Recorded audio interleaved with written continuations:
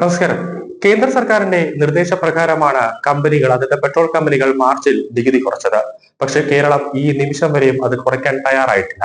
പെട്രോളും ഡീസലും GSTയിൽ ഉൾപ്പെടുത്താൻ കേന്ദ്ര ധനമന്ത്രി നിർമ്മല സീതാരാമൻ പറഞ്ഞപ്പോഴും പ്രതിപക്ഷവും കേരള സർക്കാരും ഭരിക്കുന്ന സംസ്ഥാനങ്ങൾ പറഞ്ഞത് പറ്റില്ല എന്നാണ്. BJP ഭരിക്കുന്ന സംസ്ഥാനങ്ങളെല്ലാം തയ്യാറാണ് GSTയിൽ ഉൾപ്പെടുത്താൻ. കേരളം പറയുന്നത് ഇന്ധനത്തിൽ നിന്ന് കിട്ടുന്ന ആകെ വരുമാനമാണ് കേരളത്തിന് ആകെ ഒരു ആശ്വാസം എന്നാണ് കേരളം പറയുന്നത്. കേരളത്തിൽ പെട്രോളിന് 30.8% വിൽപ്പന നികുതി, ലിറ്ററിന് ₹1 അധിക വിൽപ്പന നികുതി, 1% സെസ്, ലിറ്ററിന് ₹2 സാമൂഹ്യ സുരക്ഷാ സെസ് എന്നിങ്ങനെയാണ് ചുമത്തുന്നത്. ഡീസലിലേക്ക് വരുമ്പോൾ 22.6% വിൽപ്പന നികുതി, ലിറ്ററിന് ₹1 അധിക വിൽപ്പന നികുതി, 1% സെസ്, ലിറ്ററിന് ₹2 സാമൂഹ്യ സുരക്ഷാ സെസ് എന്നിവയെ ചുമത്തുന്നുണ്ട്. പെട്രോൾ, ഡീസൽ എന്നിവയെ GST പരിധിയിൽ കൊണ്ടുവരുന്നതിനെ കേരളം ഉൾപ്പെടെയുള്ള സംസ്ഥാനങ്ങൾ എതിർക്കുകയാണ്. ചരക്ക് സേവന നികുതിയുടെ കീഴിൽ കൊണ്ടുവന്നാൽ പരമാവധി ചുമത്താനാകുന്ന നികുതിയുടെ നിരക്ക് 28%. ആൻഡമാൻ നിക്കോബാർ ദ്വീപുകളിൽ 1%, പെട്രോളിലും ഡീസലിലും നികുതി. അങ്ങനെ വരുമ്പോൾ കേരളമാണ് ഏറ്റവും കൂടുതൽ നികുതി വാങ്ങിക്കുന്നതിൽ 2ാം സ്ഥാനം അലങ്കരിക്കുന്നത്. മദ്യത്തിൽ നിന്നും ഇന്ധനത്തിൽ നിന്നുമാണ് സംസ്ഥാനത്തിന് ഏറ്റവും കൂടുതൽ നികുതി വരുമാനം ലഭിക്കുന്നത്.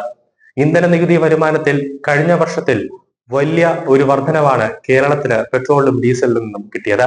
2021-22 9,424 കോടിയാണ് ഇന്ധന നികുതിയെങ്കിൽ 2022-23 അത് 11,534.20 കോടിയായി.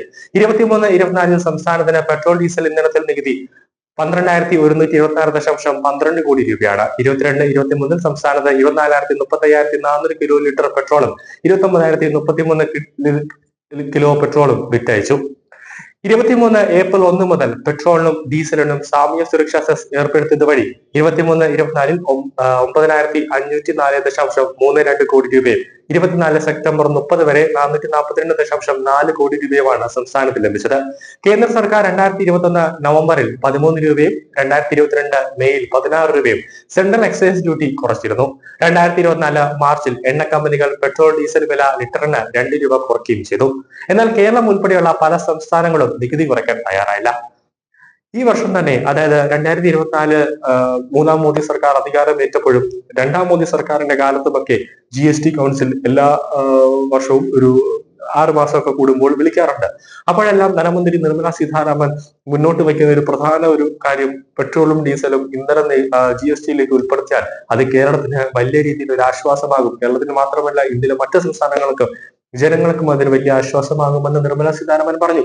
പക്ഷേ യോഗി ആദിത്യനാഥ് ഭരിക്കുന്ന ഉത്തർപ്രദേശ്, അതേപോലെ BJPക്കാർ ഭരിക്കുന്ന മറ്റ് സംസ്ഥാനങ്ങളെല്ലാം തന്നെ പെട്രോളും ഡീസലും ഒക്കെ ഉൾപ്പെടെയുള്ള ഇന്ധനവും ഡീസലും ഒക്കെ GSTയിൽ ഉൾപ്പെടുത്തിക്കോളൂ എന്ന് അവർ എഴുതി നൽകിയിരിക്കുകയാണ്. പക്ഷേ കോൺഗ്രസ് ഭരിക്കുന്ന സംസ്ഥാനങ്ങൾ, കേരളം ഭരിക്കുന്ന സംസ്ഥാനം ഉൾപ്പെടെ ഉള്ള പ്രതിപക്ഷ പാർട്ടികൾ ഭരിക്കുന്ന സംസ്ഥാനങ്ങളെല്ലാം തന്നെ ഇത് GSTയിലേക്ക് കൊണ്ടുവരരുത് എന്ന് അവർ പറഞ്ഞിരിക്കുകയാണ്. കേന്ദ്ര ധനമന്ത്രി അവരുടെ ഓഫീസിൽ, അത് കേന്ദ്ര ധനമന്ത്രാലയത്തിൽ തന്നെ ഈ പേപ്പർ GSTയിൽ ഉൾപ്പെടുത്താൻ വേണ്ടിയുള്ള എല്ലാ നടപടിക്രമങ്ങളും പൂർത്തിയാക്കി കഴിഞ്ഞിട്ടുണ്ട്.